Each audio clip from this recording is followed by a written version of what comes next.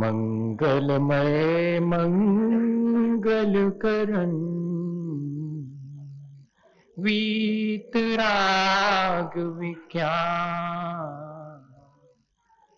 नमो ताहि जाते भई अरहंतादि महान।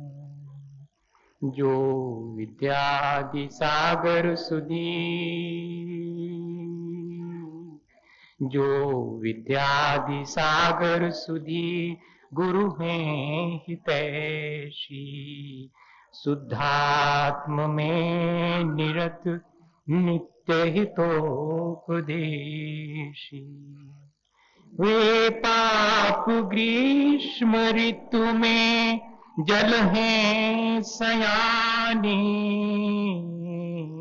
पूजूं उन्हें सतत केवल ज्ञान पाने पूजूं उन्हें सतत केवल ज्ञान पाने।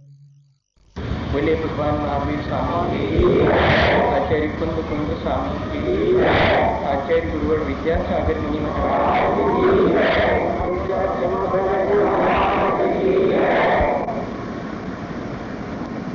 आज क्षमावनी का दिन है। हम लोग परंपरा से इस पर्व को मनाते हैं। जिन्होंने इसे शुरू किया होगा उनका उद्देश्य निर्मल ही रहा होगा। फिर बात को उन चीजों में धीरे धीरे कमी आने लगी। मैं कई बार इस बात पे विचार करता हूँ। दो चीजें हमेशा आती हैं सामने कि अरे हमने वचन से तो क्षमा मांग ली, लेकिन अंतरंग में हमारे उतनी निर्मलता नहीं आ पाई, तो क्या हमको वचन से भी क्षमा नहीं मांगनी चाहिए? ये बात जो है एक मन में आती हमेशा। और दूसरी बात ये आती है कि हम अपने परिचितों से, अपने मित्रों से, अपने बहुत निकट संबंधियों से ही क्षमा याचना करते हैं, जिनके प्रति मन में हमारे दुराव है, जिनके प्रति हमारे मन में अच्छा भाव नहीं है, उनके प्रति क्यों नहीं हम क्षमा भाव धारण करते? ऐसा हमेशा जब भी ये प्रसंग आता है तो ये बात मन में आती है और ठीक भी। तो जो व्यक्ति अभी वचन से ही क्षमा नहीं कर पा रहा है, क्षमा नहीं मांग पा रहा है, वो व्यक्ति अपने अंतरंग से कैसे मांगता है? तो जब हम वाणी से क्षमा मांगते हैं तो हमारा उद्देश्य क्या रहा होगा कि चलो भाई कम से कम बात न बिगड़े, अब भीतर से तुम्हारी जैसी अदावत हो सो अपनी भंजावत रहियो, बाद में हाउ अदावत कहो बाद में करते रहियो, लेकिन अब चार लोगों के सामने तो हाथ जोड़ ले भैया और कह दे कि क्षमा करो हमें, वो बात खत्म हो जाए। ऐसा शायद पहले ऐसा कुछ भाव रहा हो कि बाहर से कम जो है इस तरह जो वातावरण में कहीं क्षोभ उत्पन्न ना हो, उसके लिए शायद वाणी से क्षमा को रखा गया हो।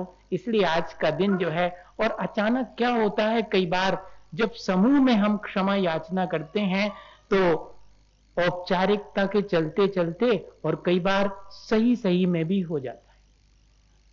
एक घटना थी जब हम खुरई में चतुर्मास कर रहे थे, उस समय ये टेलीविजन पर रामायण चलती थी, है ना, तो उसमें भरत मिलाप दिखाया गया।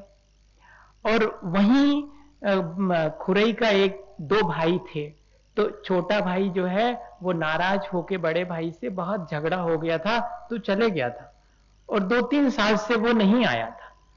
वो कहीं दूर था, मुझे याद नहीं कि कहां था, पर वहां उसने भी रामायण में वो सीरियल देखा और इसने इधर देखा, और दोनों के मन में एक साथ हुआ कि अरे ऐसा क्या, भाई भाई हैं और इतनी कषाय, मतलब इतना क्या करना है, हम तो अब जल्दी से जाते हैं और भाई से जो है मिलकर के क्षमा मांग लेंगे। छोटा भाई सोच रहा हम जल्दी से पहुंच जाएं, बड़ा सोच रहा हम जल्दी से पहुंच जाएं। और सच्ची घटना है ये, बड़े भाई को इधर से गाड़ी थोड़े देर से मिली, लेकिन छोटे भाई को उधर जल्दी गाड़ी मिल गई। और मजा ये हुआ कि वो छोटा भाई स्टेशन पर गाड़ी से उतरा और दूसरी गाड़ी में बैठने के लिए उसी समय बड़ा भाई उस स्टेशन पर पहुंचा। दोनों ने एक दूसरे को देखा और फूट फूट कर रोने लगे, गले लगे, और उनकी जो है इतने वर्षों की जो है बात 1 मिनट के अंदर समाप्त हो। जैसे उधर टेलीविजन पर दूसरे का मिलाप देख करके उनके मन में मिलन का भाव आ गया। भैया 50 लोगों के आपस में भैया क्षमा करो, भैया क्षमा करो, हो सकत के झूठी निकल जाए मुझसे कि भैया क्षमा करो। तो एक बार जो है ऐसा अगर हो जावे, हम सतना में थे, उधर दोनों भाइयों में आपस में बोलचाल तो थी पर घर का आना जाना नहीं था, न घर के बाल बच्चे न बहुएं कोई एक दूसरे के घर जाते थे। लेकिन अब चौका लगो और 2 ही जनों के चौका लगो। अब 2 ही जनों को, तो अब कई बार ऐसा होता है कि ऐसा लगता व्यक्ति को कि अगर हम पहले क्षमा मांगे ले तो हम नीचे बह जाए। इससे में कई बार जो है नहीं मांग पाता व्यक्ति, उसके भीतर से तो भाव निकल जाता है कि मांग लेते, मगर अवसर की कोशिश में रहता वो कि कोई अवसर मिल जाता। और क्या हुआ कि उनके छोटे भैया के यहां पर हमारे आहार हो गए। और बड़े भैया की रोज आदत थी कि दोनों जन हम जहां जाएंगे सो वहां आहार देने तो जाएंगे अपनो सामान लेके। अब इनके तो जाए कि नहीं, अब इनमें का सोच बेगी, उनने कहीं का सोच बेगी, हम तो कौन उनके घर जा रहे, हम तो महाराज के आहार देवे जा रहे। तुम अगर करोड़ रुपया भी दे के हमें बुलाते तो तुम्हारी सिद्धि न चढ़ते, मनो हम तो महाराज जी के आहार देने जा रहे, इसमें क्या बात। सुबह सहज भाव से और उनके यहां आ गए। छोटे भैया ने जैसे ही अपने घर में और बड़े भैया को प्रवेश देखा तो वे तो आहार वहार तो उनके एक तरफ और आंखों से आंसू आए। बस अब रोज को आवो जावो शुरू होगा, उन्ने को उसने कही कि तुम आइयो, ने उनने कही ने इनने कही, और शुरू हो गया। और समाज में भी हो गया कि भैया उनका तो आना जाना शुरू हो गया, वर्षों से बंद था। अब जी हमारा कहने का आशय यह है कि हमारे पुराने लोगों ने और एक दिन ही ऐसा निश्चित कर दिया कि साल भर के करे उपद्रव एक दिन में हो सके। अगर हो सके तो आपके मन में इतनी निर्मलता आ सके तो भैया वे साल भर के भी करे हम एक दिन में। वैसे तो ये है कि तवारीखों के वे मंजर भी हमने देखे हैं जब लम्हों ने खता की है और सदियों ने सजा पाई है। वे दिन भी हमने देखे हैं जब एक क्षण को कोई चूकता है तो शायद सदियों सदियों उसका फल भोगना पड़ता है। क्यों भोगना पड़ता है? क्योंकि हमारे परिणाम निर्मल नहीं हो पाते। लेकिन जो व्यक्ति अगर अपने परिणाम निर्मल कर ले तो सदियों के किए हुए अपराध भी एक क्षण में जो है वो मिटा सकता है। ये जैन दर्शन का बहुत बड़ा एक सच्चा पहलू है कि भाई हमने अनादिकाल से त्रुटियां की हैं, हम सच्चे देवगुरु शास्त्र की शरण ले लेवें और अपने परिणामों को निर्मल करना चाहें तो अनंत काल के कर्म भी जो है हम क्षण भर में नष्ट करके अपने उस शुद्ध स्वरूप को प्राप्त करें। और दूसरी बात ये आती है बार बार मन में कि अरे अपने संबंधियों को जो है हमने पत्र डाले, हमें एक चिट्ठी जो है अपने विरोधी को भी तो डालना थी। तो भैया विरोधी को नहीं डाल पाई जा तो ठीक है, लेकिन संबंधी को डाली ए में कछु माने हमने गलती नहीं करी। जे हमारे संबंध बने रहे हमेशा,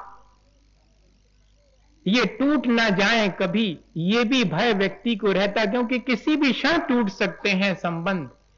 इसलिए जो हमारे निकट के हैं, जो हमारे बहुत अच्छे मित्र हैं, उनसे भी उस दिन हमने कहा कि देखो तुम तो हमारे मित्र हो, शत्रु से तो कोई अपेक्षा नहीं होती कि वो अपन को 2 मीठे शब्द के हैं, और ऐसे ही मित्र से अपेक्षा नहीं होती कि 2 कड़े शब्द के है वो है। शत्रु से 2 कड़े शब्दों की तो हमेशा अपेक्षा रहती कि अब कई इनने और अब कई तैयार ही बैठे के वे तो कहें ही। लेकिन मित्र से अपेक्षा नहीं होती है तो हम मित्र के प्रति क्या व्यवहार करते कि देखो भैया जैसी हमारी चली आ रही है अभी तक मित्रता चलती रहे, जाए एक हमारा कार्ड आपके पास हम भेजें देता, आप हमारे पास भेज देना, भले ही हम वर्षों बाद मिल पाएंगे लेकिन ये हमारा जो संबंध है वो ज्यों का त्यों। हमें उनका पता तो याद है कम से कम। आज के इतने व्यस्त जीवन में एक लेख आया था कि एसटीडी और इंटरनेट ने जो है व्यक्ति के संबंधों को लगता है कि बहुत जोड़ दिया है, पर अब वो मजा खत्म हो गया जो चिट्ठी लिखने का मजा होता था और इंतजार होता था कि अब पहुंच गई हुई है, अब डार तय हुई होते थे, अब देखो क्या लिखा थे हैं? अब तो उनने हेलो कैसे हो, ठीक है, हम बस खत्म रख दें, अब 2 मिनट से ज्यादा पैसा ना के नहीं। वो छोटी बात नहीं थी, कितने उससे लिखते, और फिर बाद में अगर भाई से पढ़तों ने बना हो तो वे पूछती कि हमें क्या लिखो, और तुम्हें भी जय जिनेंद्र लिखी उन्होंने। ये क्या है? ये पत्र जो है ये व्यवहार था हमारा, एक छोटा सा कार्ड हम बुलौआ का डाल देते, क्या जरूरत है उसके डालने की, लेकिन हमारे संबंधों की सूचना है कि अभी भी उनके बीच प्रेम भाव बना। इसी तरह अगर हम इस चीज को आगे बढ़ा लेवें और कभी अगर धोखे से जब 100 मित्रों को डाले हैं तो एक चिट्ठी पर अपने शत्रु का भी पता अगर अपने पास हो तो उस पे भी चिट्ठी लिख करके धीरे से डाल दें कि हमारी तरफ से तो हमने जो है अपना मन साफ कर लिया, आप करो तो करो, बहुत अच्छा है। मगर आज के समय में बहुत सावधान रहना पड़ता। आज के समय में अच्छे काम करने वाले को ही सावधानी रखना पड़ रही, बुरे काम करने वाले को कछु सावधानी की आवश्यकता नहीं है भैया। अच्छे काम, अब अगर हम जो है तनक नीचे होके इनसे क्षमा मांगे ले तो भी तो पहले ही से मूड पे बैठी थी और बैठे जाते कि कब आए ना लाइन में, मांगी कि नहीं मांगी। अब अगर निरपराधी व्यक्ति भी क्षमा याचना कर ले तो ऐसा लगने लगता कि अपराध किया होगा तब तो मांग रहे, तब तो झुक रहे इतने, नहीं तो काहे को झुकते, कछु खोट हुई है जब तो हाथ पांव जोड़ रहे। अरे भाई आज का संसार ऐसा विचित्र है, हमारे तो जीवन निकल गया, बहुत अनुभव किया इस बात का कि आपन संसार में जो है, पर फिर भी देखो, फिर भी हम सलाह क्या देंगे, यही देंगे कि आनंद तो उसी में है, आनंद अदावत में नहीं है, आनंद तो समझौते में है, आनंद तो इसी में है कि थोड़े से झुक करके जो है अपने रास्ते आगे निकल जाओ। संसार में अपने कर्मों की तरफ देखो। जब युधिष्ठिर कहते थे कि हमारे गुरुजी ने कभी हमें यह नहीं सिखाया कि अपने अपराध की क्षमा मांगो, हमारे गुरुजी तो कहते थे कि अपने अपराध का दंड मांगना सीखो। जब तुम अपने अच्छे कार्य का पुरस्कार चाहते हो तो अपने बुरे कार्य का दंड क्यों नहीं मांगते, क्षमा क्यों मांगते हो?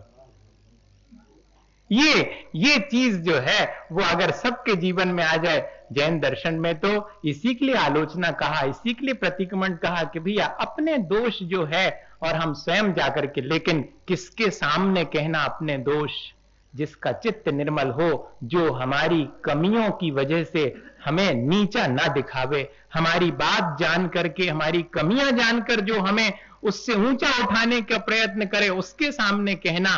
और सबके सामने कहने से भूल क्यों अपनी कही थी, भूल क्या ये भी नहीं थी, भूल क्यों अपनी कही थी, भूल क्या ये भी नहीं थी, अब सहो विश्वासघाती विश्व का उपहास, जीवन भूल का इतिहास। काटती भूलें प्रतिक्षण कह उन्हें हल्का करूं मन, शीघ्रता में कर लिया पर शत्रु पर विश्वास, जीवन भूल का इतिहास। ठीक होगा पथ समझकर मैं रहा चलता उम्र भर, किंतु पग पग पर बिछा था भूल का छलपाश, जीवन भूल का इतिहास। हर आदमी का जीवन भूलों का इतिहास है। यहां तो जो है भूल अपनी स्वीकार करना भी एक भूल है। देखो कैसा ये संसार है, लेकिन परमार्थ ये है कि चुपचाप अपनी भूलों को स्वीकार करते हुए, उनका परिमार्जन करते हुए आगे बढ़ते चले जाना चाहिए। पिछले 10 दिनों में अपन ने क्या किया, मैं सोचता हूं यही कार्य किया है। अपन देखें तो हमने एक बीज से और वृक्ष बनने की यात्रा संपन्न की है। जैसे एक बीज मिट्टी में गिरता है, मिट्टी या पृथ्वी क्षमा की सूचक है, पृथ्वी को क्षमा एक नाम दिया है। तो जब भी हम पृथ्वी में गिरते हैं वही तो क्षमा है। बीज ने जब पृथ्वी में गिरना स्वीकार कर लिया तब उसके जीवन में अब वृक्ष बनने की शुरुआत हो गई। लेकिन अकड़े अकड़े रहोगे, जमीन में पड़े रह जाओगे। गलो जमीन में, अपने को गला दो। बीज अपने आप को गला देता है। ये गला देना क्या है, ये मृदुता है, ये मार्दव है। अब उठो ऊपर, अब ऊपर उठोगे और अगर टेढ़े मेढ़े उठोगे तो जमीन से बाहर नहीं निकल पाओगे, भीतर ही भीतर फैलते चले जाओगे। टेढ़े नहीं सीधे हो, सीधे होंगे तो फिर बाहर निकल करके आ जाता है, लेकिन देखना उसमें से दो छोटी छोटी सी पत्तियां निकलती, उन्हीं के ऊपर जो बीज हते वे वही पे चिपके रहते और वही पे थोड़ी सी मिट्टी भी चिपकी रहती, बड़ा भारीपन रहता उस समय, और वो मिट्टी हट जावे तब वे पंखुड़ियां पूरी की पूरी खिल जाती हैं। ये मिट्टी क्या है? लोभ की मिट्टी है। लोभ हटे तो जो है निर्मलता आ जाती है, और जैसे ही निर्मलता आई फिर देखो सूरज का प्रकाश सत्य तो बाहर फैले ही हुआ है, उस पौधे को जो है वो अब सच्चाई संसार की समझ में आने लगती बाहर निकल के। और छोटा सा पौधा है भैया, अब भाई गैया निकलेगी सो पांव धर देगी सो मिट जाएगा, तो क्या करते, एक उसके चारों तरफ सुरक्षा की बाड़ी बना देते उस वृक्ष के बढ़ने के लिए। ऐसे ही तो जब हमने सत्य को जान लिया तब फिर हम अपने चारों तरफ कहीं हमारे जीवन में बुराई ना आ जाए इससे बचने के लिए संयम की बाड़ी लगा लेते हैं, और फिर उसके बाद आगी बरसे चाहे पानी बरसे चाहे ठंडी पड़े, वृक्ष तो जो है धीरे धीरे धीरे धीरे बढ़ते ही चला जाता, अपनी तपस्या में वो सफल हो जाता है। उसके बाद ही तो तप आता है, और तपने के बाद क्या प्राप्त होता है? तपने के बाद इतना विशाल वृक्ष हो जाता है, उसके पास अब फूलों से वो लद गया है, और फूल वृक्ष अपने पास रख ले वे तो फिर फल नहीं मिलने वाला, तो वो अपने फूलों को फौरन छोड़ता चला जाता, त्याग कर देता, और फिर क्या होता? अकेला खड़ा रह जाता, एकाकी। कौन है उसके पास? और आखिरी में वो अपने फल भी छोड़ करके एकाकी जब खड़ा होता है तो जो आए उसकी छाया में सब बैठते हैं, सबके प्रति वसुधैव कुटुंबकम, ब्रह्मचरी के मायने क्या है? आत्मवत् सर्वभूतेषु। अब मेरी आत्मा के समान सब हैं, किसके प्रति अपनी दृष्टि खराब करूं? सब अच्छे हैं, छोटा आवे तो बड़ा आवे तो गरीब आवे तो अमीर आवे तो पेड़ के नीचे सबके लिए छाया है, आकाश की तरह वो वृक्ष हो जाता। देखो पूरे 10 धर्म, और उसके बाद अब उस पेड़ के नीचे जो आएगा वो तो मीठे मीठे फल ही खाएगा। आज का दिन जो है वो हमें 10 दिन के जो हमने वृक्ष लगाया है अपने जीवन में उसके फल खाने मिलेंगे, और दूसरे को देने के लिए हैं कि हमने 10 दिन में बहुत मीठापन पा लिया मन में, अब हमारे इस मीठेपन के चलते आप भी हमारे प्रति मीठापन ले आओ अपने मन में, जो कड़वाहट हो उसको थूक दो। ये क्या चीज है? यही तो क्षमावाणी है कि जो हमारे मन में कसायलापन था, कड़वाहट थी, वो तो समाप्त हो गई, अब हमारे मन में मीठापन आ गया है। ये मीठापन सब तरफ दिखाई पड़ना चाहिए, जीवन में भी, बाहर भी और भीतर भी। शायद इसी का नाम क्षमावनी है। बहुत सारे उदाहरण हैं भैया ऐसे, हमने आपको सुनाए भी। एक राष्ट्रपति जब सबसे पहले राजेंद्र प्रसाद हुए, वो पहले प्रधानमंत्री नेहरू जी थे। नेहरू जी प्रधानमंत्री हैं, इसलिए प्रधानमंत्री को संसद भवन में सब पहले आना चाहिए, राष्ट्रपति के आने से 1 मिनट पहले। लेकिन उस दिन ऐसा संयोग जुड़ा कि राष्ट्रपति जो है मुश्किल से 1 मिनट पहले आए, और उसके तुरंत बाद जो है नेहरू जी आए। उनके मन में क्षण भर को आया कि मैंने इस सभा का उल्लंघन किया है। वे फौरन उठ करके और राष्ट्रपति के पास तक गए। प्रधानमंत्री होने के बाद भी राष्ट्रपति के पास तक गए, और जैसे ही पहुंचे और पहुंच करके हाथ जोड़ने के लिए कुछ कहने लगे, राष्ट्रपति स्वयं खड़े होकर उनको गले से लगा लिया कि कोई बात नहीं, होता है, मैं भी देर से आ सकता आपकी।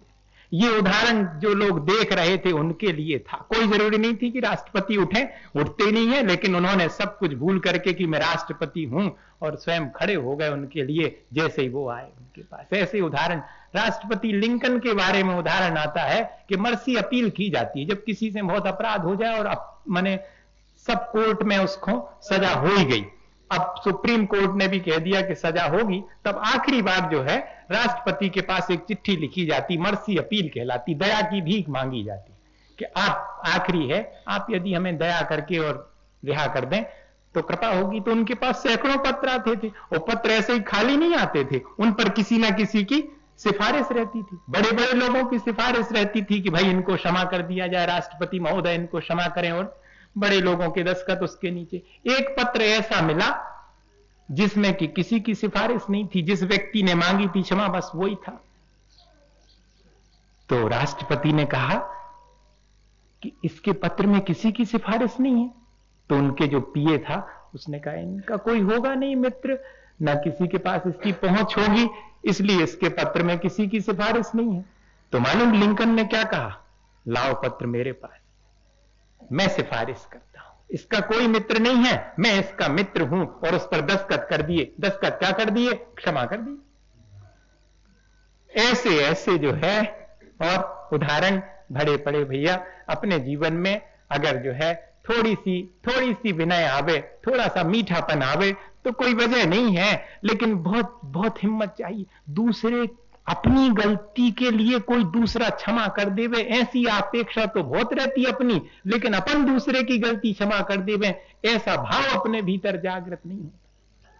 दूसरे हम अपन से कोई गलती हो जाए तो अपन क्या चाहते कि भैया अब हो गई, आप क्षमा कर दो, आप इतनी सी नहीं क्षमा कर रहे हमारी, ऐसा मन में भाव आ जाता है। ऐसा ही उस समय विचार आना चाहिए कि दूसरा भी तो हमारे सामने हाथ जोड़ रहा है, इसके मन में भी जो है अपने अपराध के प्रति और ग्लानि तो हो रही होगी, हमें भी क्षमा कर देना चाहिए। कहते हैं कि क्षमा मांगने का अधिकार उसे है जो व्यक्ति स्वयं दूसरे को क्षमा कर सके।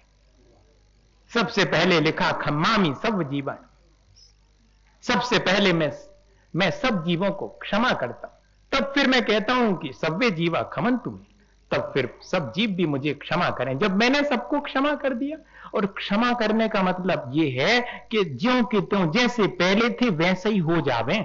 जैसे कि बच्चे लोग इतनी जोर से लड़ाई करेंगे कि अपन देखेंगे तो कहेंगे अब तो हो गई इनकी, जी बोले ना कहो 2-4 दिन, और भी थोड़ी देर में 2 जने गले में हाथ डाले और झूमत झामत भी चले जा रहे हो, तो चक्कर लगा रहे भी। ये उनके एक क्षण पहले लड़ भी लिया, उसके बाद में ऐसे क्षमा कर दिया कि अब पूछने वाला कोई नहीं। वैसे अपन भी बड़े होने के बाद अगर वो बचपना अपने भीतर आ जाए, इस मामले में बचपना आ जाए, उसमें लिखा है कि एक बालक जैसे अपनी मां के सामने जाके निश्चल मन से अपेत कईतवा, बिना किसी क्षल और छद्म के, बिना किसी छिपाव और दुराव के, और जाकर के हम सामने खड़े हो जाते हैं। जब अपने गुरुओं के समीप जाकर के अपनी आलोचना कर लेते हैं तो अनादिकाल की भूलों से भी हम मुक्त हो सकते हैं भैया। जैसे कि बेटा, और अब भी मां ने कपड़े पहनाए कि देखो अब मैं लेने करियो हैं, और घर में बहुत आवे बारे हैं सब जने, और खेल पे भी नहीं जाओ, नहीं तो तुम सब खराब करे आओ, नहीं हम तो खेलने जाएंगे, जब आ जाएंगे तो हम आओ जाओ। अब गए भैया जी, अब क्या होगा, अभी आए नहीं है मेहमान, मगर जे पहले आ गए खेल खाल के, और जे पूरे छप गए, और आकर के मां के सामने अब तुम्हें जो करना हो, मेहमान आवे बारे उतरवा दो जी, दूसरे पहरा दो, नहीं तो तुम्हारी पजीती होना। ऐसा करता वो, उसको कोई भय नहीं है कि मेरे कपड़े खराब, अगर खराब हो गए हैं तो कौन साफ करेगा, मां ही तो करेगी। सच्चे देवगुरु शास्त्र ही तो हमारी उन भूलों को और हमें जो हमारी मलिनताएं हैं उनको दूर करेंगे। तो उनके सामने तो ऐसे बालक बच जाकर के खड़े हो जाते कि अब तो आपकी जिम्मेदारी है, हमसे तो जो होगा सो हो ही हो, अब तो कुछ हो नहीं सकता आगे के लिए, लेकिन मैं सावधानी रखूंगा। सावधानी रखने के बावजूद भी मेरे से फिर भी गलती हो सकती, पर संभालना आपको पड़ेगा। हाँ, ऐसा जो है अगर इस तरह अपन अपने व्यवहार में इस चीज को लाएं तो कोई वजह नहीं है। मैं सोचता हूं रहीमन धागा प्रेम का मत तोड़ो झटकार, तोड़े से फिर ना जुड़े, जुड़े गांठ। एक तो भैया अपने संबंधों में जितना बन सके सो एक मेक पना बनाए रखें। कभी अगर कहीं टूट जावे तो फिर ऐसे धागे जैसा जोड़े नहीं, जोड़ें तो कैसा जोड़ें, कांच के समान जोड़ें। जैसे कांच टूट जाता है, अब जुड़ेगा कैसे, एरलडाइट लगाने से जुड़ेगा तो दरार दिखेगी। अब दो ही तरफ से दो ही पिघल जावें और फिर से जुड़ जावें तो फिर न देखे कछु। बताओ आप, फिर दिखेगा, लेकिन दो ही पिघलना चाहिए। दोनों टुकड़े जो कांच के हैं वे दोनों पिघल जावें तो एक मेक हो जाएंगे। भाई ऐसा जो है ये पर्व पिघलने का पर्व है। अगर एक तरफ से भी शुरुआत होती है तो दूसरे के लिए तो कोई ना कोई अवसर तो हमें देना ही चाहिए। हम अगर क्षमा भाव धारण करेंगे तो दूसरे के मन में भी उस अवसर की प्रतीक्षा ही रहती है कि कोई शुरुआत तो करे। तो ऐसे मेरे ख्याल से ये पर्व शायद पुराने लोगों ने इसी भावना से रखा होगा कि हम सब जो है अपने मन में और इस बहाने कोई मलिनता हो तो उसको निकाल के और अपने जीवन को निर्मल बना सकें, इसी भावना के साथ।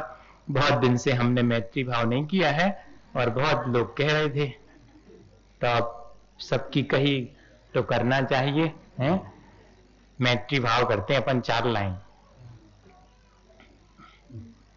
मैत्री भाव जगत में मेरा सब जीवों से नित्य रहे।